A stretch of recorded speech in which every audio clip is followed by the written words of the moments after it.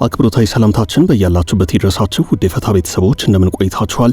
የዕለተ ቅዳሜ የምሽት መረጃዎችን ከዚህ አስከትለን እናሰማለን። በቅድሚያም አርዕስቱን በህወሓትና በጊዜያዊ አስተዳደሩ መካከል ያለ ስልጣን ፍልሚያ ከባድ አደጋ ደቅኗል። በዛሬው ዕለት ይፋ የሆነው መረጃ በስልጣን ሽኩቻው ክልሉ ወዴት እየተገፋ ነው የሚል ከባድ ጥያቄ አስነስቷል። ከነገ ጀምሮ ይካሄዳል ተብሎ ታስቦ የነበረው የአሜሪካና ኢራን ድርድር ሳይሳካ ቀርቷል። ወደ ፓኪስታን ኢስላማባድ ይጓዛሉ ተብለው ሲጠበቁ የነበሩት የአሜሪካ ልኡካን ቡድን አባላት ፓኪስታን ሳይደርሱ የኢራን ልኡካን ቡድን ፓኪስታንን ለቆ ወጥቷል ሲባል የነበረውና እየሆነ ያለው ግራ አጋቢ ነው። ቴህራን ከዋሽንግተንና ከቴል አቪቭ ጋር እያካሄደች ባለችው ጦርነት ከመጀመሪያው የድብደባ ቀን አንስቶ ሀገሪቱን በተመለከተ የሚመላለስ አንድ ቀላል ጥያቄ አለም። ይኸውም ማነው ሀገሪቱን እየመራት ያለው የሚለው ነው። ታዲያ በሳምንቱ መጨረሻ የኢራንን መንግስት አመራር ውስጥ ሚስጥር መጋረጃውን ገልጦ ያሳየ አንድ ዘገባ ወጥቷል። የአያቶላ አሊ ኻሜኒ ስልጣን ወራሽ ስለሆኑ ሞጅታባ ኻሜኒ ከዚህ ቀደም የወጡት መረጃዎችን የጠራ ምስል የሚፈጥር አዲስ መረጃ ነው የተገኘው። በኢራንና በአሜሪካ መካከል ባለው ቀጠናዊ ጦርነት የነዳጅ ቀውስ ለዘብ ብሎ የቆየው የኢትዮ ኤርትራ ውጥረት አሁን ዳግም መነጋገሪያ ሆኗል። በኢትዮ ኤርትራ ጉዳይ አዲስ ማስጠንቀቂያ ተሰጥቷል። ከሁለት ወራት በኋላ የኢራን የአየር ክልል ለንግድ በረራዎች ክፍት ሆኗል። በዛሬው ዕለት የቴህራን ኢማም ኻሜኒ ዓለም አቀፍ አየር ማረፊያ ወደ ስራ መመለሱ ተሰምቷል። በቀን በአማካይ እስከ 1000 አውሮፕላኖች የኢራንን የአየር ክልል ይጠቀሙ እንደነበር የታወቀ ሲሆን የኢራን አየር ማረፊያ ወደ ስራ መመለሱ ለኤቪዬሽን ኢንዱስትሪው መልካም ዜና ነው ተብሏል። ግብጽ በኢትዮጵያ ላይ ስልታዊ ከበባ እየፈጸመች ነው ሲል የተባበሩት አረብ ኤምሬቶች ናሽናል የተሰኘው የወሬ ምንጭ ዘግቧል። ተንታኞችና ምንጮችን አናግሬያለሁ በማለት ስልታዊ ከበባውን ያሳያሉ ያላቸውን እውነታዎች ይኸው የወሬ ምንጭ ዘርዝሯቸዋል። እኛም እንመለስባቸዋለን። እስከ ፍጻሜው አብራችሁን ቆዩ።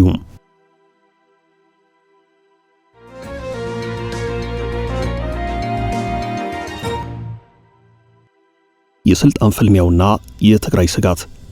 በትግራይ ክልል በህወሓትና በጊዜያዊ አስተዳደሩ መካከል ያለ ስልጣን ፍልሚያ በዜጎች ህይወት ላይ ከባድ ዋጋ እያስከፈለ ነው። በየቀኑ የሚታየው የፖለቲካ አለመግባባት ወጣቶች ለከፋ ስራ አጥነትና ለህገወጥ ስደት እየዳረገ ነው። የክልሉ ነዋሪዎች ለአሐዱ ሬዲዮና ቴሌቪዥን በሰጡት ቃል ይህ የስልጣን ሽኩቻ በክልሉ የጸጥታ ዋስትናን ከማዳከሙም ባለፈ በርካታ ዜጎች ከመደበኛ የሥራ መስካቸው ተፈናቅለው ለከፋ ችግር መዳረጋቸውን ገልጸዋል። በፖለቲካ ሊቃን መካከል ያለው አለመግባባት በወረደ ቁጥር መሬት ላይ ያለው ማህበረሰብ ግን የደህንነት ስጋት እያሳደረበትና ነገ ምን ሊፈጠር ይችላል በሚል ስጋት ውስጥ እንዲወድቅ አድርጎታል። ይህ ሁናቴ በተለይ በትግራይ ከተሞች የሚታየውን የንግድና ኢኮኖሚ እንቅስቃሴ ቀዘቀዘ እንዲሆን ከማድረጉም በላይ ህዝቡ በራሱ መሪዎች ያለውን እምነት እንዲሸረሸር ምክንያት መሆኑ ተነግሯል። ነዋሪዎች ለወሬ ምንጩ እንደተናገሩት በትግራይ ውስጥ ያለው ችግር መፍትሄ ባለማግኘቱና ተስፋ አስቆራጭ ሁናቴዎች በመበራከታቸው ቁጥራቸው ከፍተኛ የሆኑ ወጣቶች እንደ ሊቢያና ዩጋንዳን ወደ መሳሰሉ የአፍሪካ ሀገራት እየተሰደዱ ነው። አቅም ያላቸው ቤተሰቦች ከፍተኛ ገንዘብ እየከፈሉ ልጆቻቸውን በህገወጥ ደላሎች አማካይነት ወደ ውጭ ሀገራት እየላኩ ነው። ቤተሰቦቻቸው አቅም የሌላቸው ደግሞ ህይወታቸውን ለአደጋ አጋልጠው በረሃ አቋርጠው ሰው ሀገር እየተሰደዱ ነው። ክልሉ የፖለቲካ አለመግባባት የሥራ አጥነት ቁጥሩን በከፍተኛ ደረጃ እንዲጨምር ማድረጉ ትውልዱ በገዛ ሀገሩና በገዛ ክልሉ ሰርቶ የመለወጥ ተስፋው እንዲጨልም በማድረጉ ለዚህ አደገኛ ስደት ዋነኛ መንስኤ ሆኗል። የፖለቲካ ተዋናዮችና የሰብአዊ መብት ተሟጋቾች የችግሩን ጥልቀት አጽንኦት ሰጥተውበታል። የቅድሚያ ለሰብአዊ መብቶች ድርጅት ምክትል ዳይሬክተር አቶ መብሬ ብርሃነ በክልሉ ለተፈናቃዮች የሚቀርበው የሰብአዊ እርዳታ በበቂ ሁኔታ ያለመድረሱን በዜጎች ላይ ጫና መፍጠሩን ይናገራሉ። በሌላ በኩል የስምረት ፓርቲ ጽህፈት ቤት የኮሚዩኒኬሽን ባለሙያ አቶ ሀለፎም ንርአ አሁን ላለው መስቀልቅል ዋነኛው ምክንያት በክልሉ አቃፊና ሁሉንም የፖለቲካ ኃይላት ያሳተፈ የስልጣን ሽግግር አለመደረጉ ነው ብለዋል። እንደ ባለሙያው ገለጻ ዜጎች ወጥ የሆነና የሚተማመኑበት የፖለቲካ ኃይል በማጣታቸው ምክንያት ለብክነት እየዳረጓቸው ነው። ለዚህም እንደ መፍትሄ ቀርበው ሁሉንም አካላት ያሳተፈ አዲስ አካታች ጊዜያዊ አስተዳደር በአስቸኳይ መቋቋም እንዳለበትና ይህም የህዝቡን ደህንነትና የኑሮ ዋስትና ሊያረጋግጥ እንደሚችል አስተያየት ሰጥተዋል።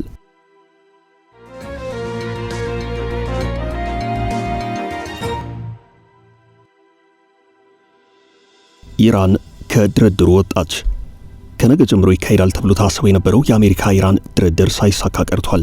በኢራን የውጭ ጉዳይ ሚኒስትር አባስ አራጋቺ የሚመራው የኢራን ልኡካን ቡድን ከዚህ ቀደም የመጀመሪያው ዙር የኢራን አሜሪካንን ድርድር ወደ አስተናገደችው ፓኪስታን ማምራቱን ተከትሎ በአሜሪካ የመካከለኛው ምስራቅ ልዩ መልእክተኛ ስቲቭ ዊትኮፍና ጃሬድ ኩሽነር ወደ ፓኪስታን ኢስላማባድ ሊያመሩ በዝግጅት ላይ ነበሩ። ሆኖም ዋነኛው የኢራን ተደራዳሪ የሆኑት የሀገሪቱ የውጭ ጉዳይ ሚኒስትር አባስ አራጋቺ ከአሜሪካ ልዑካን ቡድን ጋር የመነጋገር ሐሳብ የኢራናውያን እቅድ አይደለም ብለዋል። ወደዚህ ወደ ፓኪስታን ስንመጣም ሌሎች የእግረ መንገድ ዲፕሎማሲ እንቅስቃሴዎችን ታሳቢ አድርገን ነው ሲሉ ተናግረዋል። እንደ አልአረቢያ፣ ቢቢሲና ሲኤንኤን ዘገባ ከሆነ የኢራን ልዑካን ቡድን ከፓኪስታን ሲለቅ የአሜሪካ ተደራዳሪ ቡድን ከዋሽንግተን ይነሳ ወይንም አይነሳ ግልጽ አይደለም። ኢራኖች ፓኪስታን እንደገቡ ከሰዓታት በፊት የነበሩት መረጃዎች ሲያመላክቱ የነበረው ኢስላማባድ በገባው የኢራን ቡድንና በዛሬው ዕለት ፓኪስታን ይገባል ተብሎ ሲጠበቅ በነበረው የአሜሪካ ልዑካን ቡድን መካከል ቀጥተኛ ያልሆነ ድርድር እንደሚካሄድ ነው። ከዚህ የድርድር ውጤት ታይቶም አዎንታዊነት ከታየበት ደግሞ የአሜሪካው ምክትል ፕሬዚደንት ጄዲ ቫንስ እንዲሁም የውጭ ጉዳይ ሚኒስትሩ ማርክ ሩቢዮ ድርድሩን ይቀላቀላሉ። ሆኖም የኢራኑ የውጭ ጉዳይ ሚኒስትር አባስ አራጋቺ የኢራን አቋም ይህ ነው በማለት የጽሑፍ ሰነድ ለፓኪስታን ባለስልጣናት አስረክበው ወደ ቀጣይ ጉዟቸው አቅንተዋል።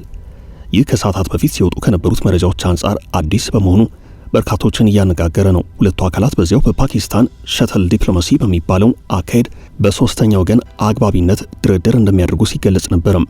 በኢራን በኩል ቀድሞውንም የዚህ ጉዞ ዓላማ ፓኪስታንን፣ ኦማንን፣ ሩሲያን ያጠቃለለ የሥራ ጉብኝት ለማድረግ እንጂ ከአሜሪካ ጋር ለመደራደር አይደለም በሚል ሲገለጽ ቆይቷል።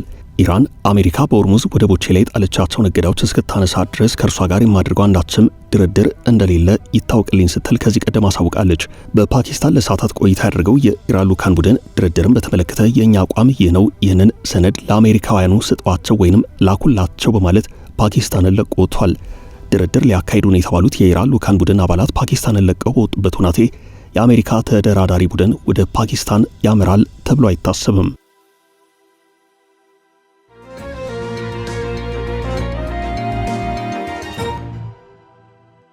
ስለ ሙጅተባ ኻሜኒና መንግስታቸው የተሰማው አነጋጋሪ መረጃ።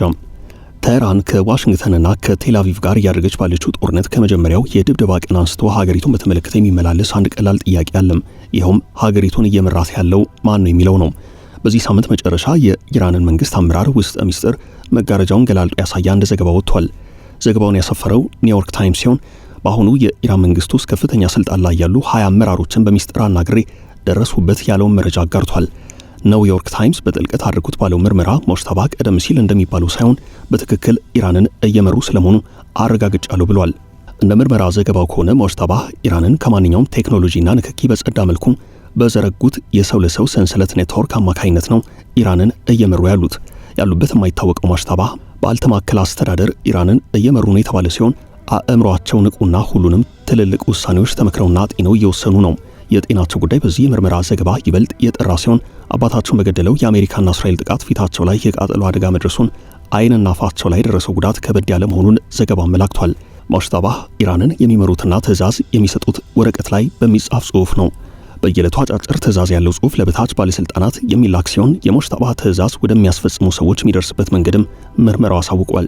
ሙጅተባ ከሰው እጅ ወደ እጅ በሚተላለፍ ወረቀት ላይ የሚታየበው ትዕዛዛቸው በሞተረኞች በኩል ለባለስልጣናቱ የሚደርስ ነው። ወረቀቱና የሞተረኛ ስምሪቱ በእስራኤልና አሜሪካ የስለላ አይን ውስጥ ላለመግባት የተቀየሰ ዘዴ ነው። ሙጅተባ ባለፉት 45 ቀናት የቀዶ ሕክምና የተደረገላቸው ሲሆን በተለይ አንድ እግራቸው ላይ በደረሰው ጉዳት አብዛኛው ቀዶ ሕክምናው እዚያ ላይ ነው የተከናወነው። ሙጅተባ በልዩ የሕክምና ጠበብቶች ተከበው እንዳሉ ምርመራው ያሳየ ሲሆን የኢራን ፕሬዚደንት መሱድ ፔሽኪያን ከሚያክሟቸው ባለሙያዎች አንዱ መሆናቸውን ኒውዮርክ ታይምስ አስነብቧል። ፔሽኪያን ከፖለቲካ ህይወታቸው አስቀድሞ የልብ ቀዶ ሐኪም ናቸው። ከስለላ ለማምለጥና ለደህንነታቸው ሲባል ሙጅተባ በጽሑፍ የሚያወጡት ትዕዛዝ በፖስታ ታሽጎ ወደሚፈለገው አካል የሚደርስ ነው። በገጠራማ መንገዶች፣ በከተሞች የውስጥ መሽለኪያዎች በኩል ሙጅተባ ኢራንን በአጭር የጽሑፍ ትዕዛዝ እየመሩ ነው። ለደህንነታቸው ሲባል የኢራን እስላማዊ አብዮታዊ ጦር አመራሮች ሙጅተባ አጠገብ እንደማይደርሱ ታውቋል። ዘገባው ቀድሞ በኢራን የነበረው አያቶላ አሊ ኻሜኒን ማዕከል ያደረገው የስልጣን ተዋረድ አሁን ተቀይሯል ብሏል። በኢራን አብዮታዊ ዘብ ውስጥ የዳይሬክተሮች ቦርድ አይነት አወቃቀር ያለ ሲሆን ቦርዱም እውቀትና ልምድ ያካበቱ ሆኖም በጡረታ ከተገለሉ የጦር የቀድሞ ባለሙያዎች ምክርና ሐሳብ ይቀበላል። ከአብዮታዊ ዘቡ አመራሮች መካከል ሙጅተባን ባሉበት በቀጥታ ማግኘት የቻለው ብቸኛው ሰው የዘቡ አዛዥ አህመድ ሻይድ ብቻ ነው። ታዲያ ከትራምፕ አንደበት ከሰሞኑ በተደጋጋሚ ሲነገር የነበረው በኢራን ወታደራዊና የፖለቲካ አመራሮች መካከል ግልጽ የሆነው ክፍተትና የስልጣን ሽኩቻ በከፊል እውነት ስለመሆኑ ዘገባው አመላክቷል። በተለይ በአብዮታዊ ዘብ ኮማንደር አህመድ ሻይድና የኢራን ተደራዳሪ ቡድን መሪ እንዲሁም የሀገሪቱ ፓርላማ አፈ ጉባኤ መሐመድ ባገር ጋሊባፍ በግልጽ መካረር ስለመፈጠሩ የኒውዮርክ ታይምስ ዘገባ ያሳያል። በኒውዮርክ ታይምስ ላይ የሰፈረውን ዘገባ አስመልክቶ ኢራን በአልጀዚራ በኩል ምላሽ ሰጥታለች። ኒውዮርክ ታይምስ እነማንን አናግሮ ይህንን ዘገባ እንዳወጣ ስለ ምርመራው ጥርጣሬ በቅድሚያ የተነሳ ሲሆን በኢራን የሃይማኖት አመራሮች ስልጣን በጦሩ ተነጥቋል መባሉ ግን ኢራንና ተቋማትን ካለማወቅ የመጣ ስለመሆኑ ተመላክቷል። የኢራን ሃይማኖታዊ አመራር ክፍልና አብዮታዊ ዘቡ እጅና ጓንት ሆነው የሚሰሩ አጋሮች እንጂ አንዳቸው ሌላኛቸውን የሚተኩ ባላንጣዎች አይደሉም።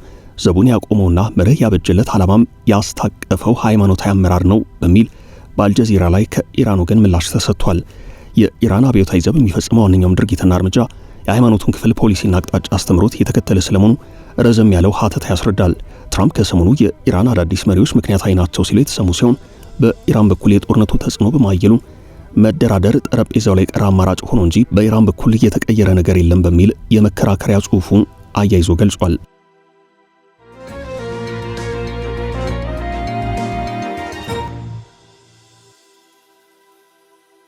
የግብጽ የኢትዮጵያ ከበባም ግብጽ በኢትዮጵያ ላይ ስልታዊ ከበባ እየፈጸመች ነው ሲል ናሽናል የተሰኘው የወሬ ምንጭ አመላክቷል። ለተባበሩት አረብ ኤምሬቶች አቡዳቢ መንግስት ቅርበት እንዳለው የሚነገርለት ናሽናል በአባይ ውሃ ውዝግብ ከኢትዮጵያ ጋር የፖለቲካ ክረት ውስጥ የገባችው ግብጽ ኢትዮጵያን በተለይ ከአፍሪካ ሀገራት ለመነጠል አጥብቃ እየሰራች ነው ይላል። በኢትዮጵያ ጎረቤት ሀገራት በኩል በተለይ ደግሞ ከኤርትራ እስከ ሱዳን፣ ሶማሊያና ኬንያ ድረስ ወታደራዊ ጥምረት እየፈጠረች ስለመሆኑ ዘገባው አመላክቷል። በኤርትራ አሰብን እንዲሁም በጅቡቲ ደግሞ ኢትዮጵያ የምትጠቀምበትን ዶራሌ ወደብ ግብጽ እግሯን ተክላለች ብሏል። ዘገባው አከል አድርጎም ግብጽ ከሌላኛው የኢትዮጵያ ጎረቤት ሀገር ኬንያ ጋር ወታደራዊ ስምምነት እንደተፈራረመች አስታውሷል። ስለ ጉዳዩ ቅርበት ያላቸው ምንጮችና ተንታኞችን አናግሬያለሁ ያለው የወሬ ምንጩ ሁሉም የግብጽ የአፍሪካ ቀንድ እንቅስቃሴዎች ኢትዮጵያን ጫና ውስጥ ለመክተት ታሳቢ ያደርጉ ናቸው ይላል። ግብጽ በአፍሪካ ህብረት ሰላም አስከባሪ ስም በሶማሊያ ጦሯን አስገብታለች ያለው ናሽናል ግብጽ በሁለቱ የኢትዮጵያ ጎረቤት ሀገራት ማለትም በኤርትራና ጅቡቲ ላይ ትኩረቷን በማሳረፍ የኢትዮጵያ ገቢና ወጪ ንግድ ዋነኛ መጠቀሚያ በሆነው የጅቡቲው ዶራሌ ወደብ እንዲሁም የኤርትራውን አሰብ ወደብ በከፍተኛ ሁናቴ ለማደስ እንቅስቃሴ እያካሄደች ነው ብሏል። የግብጽ ወታደራዊ ግንኙነት ከኬንያ አልፎ ከኢትዮጵያ ጋር ቀጥተኛ የድንበር ተጋሪ እስካልሆነችው ዩጋንዳም የሚደርስ ነው። የካይሮ የአፍሪካ ቀንድ ወታደራዊና የዲፕሎማሲ እንቅስቃሴ ኢትዮጵያን ብቻ ሳይሆን ሁልጊዜም በጥርጣሬ የምታያትን እስራኤልን ጭምር ሐሳብ ያደረገ ነው ብሏል። ግብጽ በሶማሊያ ወታደራዊ እንቅስቃሴዎችን ስታካሄድ እስራኤል ደግሞ ከወራት በፊት ሀገር ነሽ ብላ እውቅና በሰጠቻት ሶማሌላንድ ሆኗል። ዘገባው ግብጽ በተለይ በኢትዮጵያና ኤርትራ መካከል ያለውን ውጥረት ለራሷ ብሔራዊ ጥቅም ለማዋል ከፍተኛ ጥረት እያደረገች ስለመሆኑም አያይዞ ገልጿል።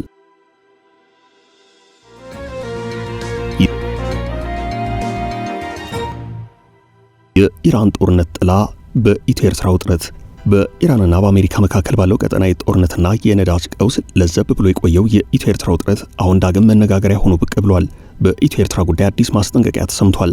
ኒውስ 24 አዲስ ባወጣው ዘገባ የአፍሪካ ቀንድ ፖለቲካ አየር በአሁኑ ወቅት በኢትዮጵያና በኤርትራ መካከል ባለው ከፍተኛ ውጥረት ተሞልቷል ብሏል። በተለይም ጠቅላይ ሚኒስትር አብይ አህመድ በቅርቡ በሰጡት አስተያየት ኢትዮጵያ የባህር በር የሌላት ሀገር ሆና መቀጠሏ ለወደፊት ህልውናዋ አስተማማኝ አይደለም ማለታቸው ጉዳዩን የዓለም አቀፍ ብዙሃን መገናኛዎች መነጋገሪያ አድርጎታል። ኢትዮጵያ በ1985 ኤርትራ ስትገነጠል የቀይ ባህር መውጫዋን ማጣቷ የታሪክ ጠባሳ ሆኖ ቢቆይም አሁን ግን ይህ ጥያቄ ከታሪክ ባለፈ የኢኮኖሚና የሉዓላዊነት ጉዳይ ሆኖ ተነስቷል። ኢትዮጵያ በአሁኑ ወቅት ከ90 በመቶ በላይ ንግዷን የምታከናውነው በጅቡቲ በኩል ሲሆን ይህም በየዓመቱ በቢሊዮን የሚቆጠር ዶላር ለወደብ ኪራይ እንድታወጣ አስገድዷል።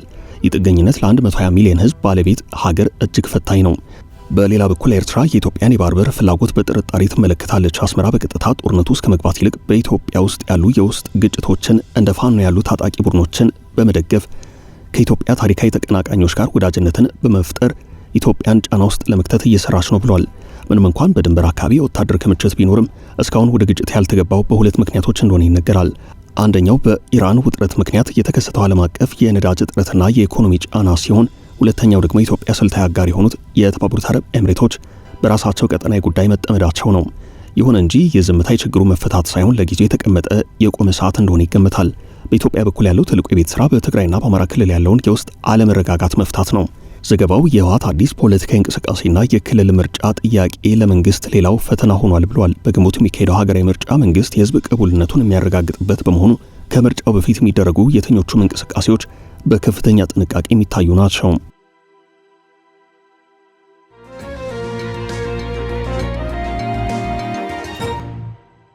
ከጦርነቱ በኋላ ለመጀመሪያ ጊዜ የመንገደኞች አውሮፕላን ከተህራን ተነሳም። ከሁለት ወራት በኋላ የኢራን የአየር ክልል ለንግድ በረራዎች ክፍት ሆኗል። በዛሬው ዕለት የቴህራን ኢማም ካሚኒ ዓለም አቀፍ አየር ማረፊያ ወደ ስራ ተመልሷል። የኢራን መንግስታዊ የወሬ ምንጮች ከጦርነት ወዲህ ለመጀመሪያ ጊዜ መንገደኞች አውሮፕላን ከኢራን ዓለም አቀፍ አየር ማረፊያ በመነሳት ወደ ቱርክ ኢስታንቡልና ሞስካት ኦማን ማቅናቱን ዘግበዋል። የኢራን አየር ክልል አውሮፕላኖች በከፊል እንዲከፈት የተወሰነው በወሩ በሁለት ሳምንታት በቆየው የአሜሪካና ኢራን የተኩስ አቁም ስምምነት ሰሞን ነበርም።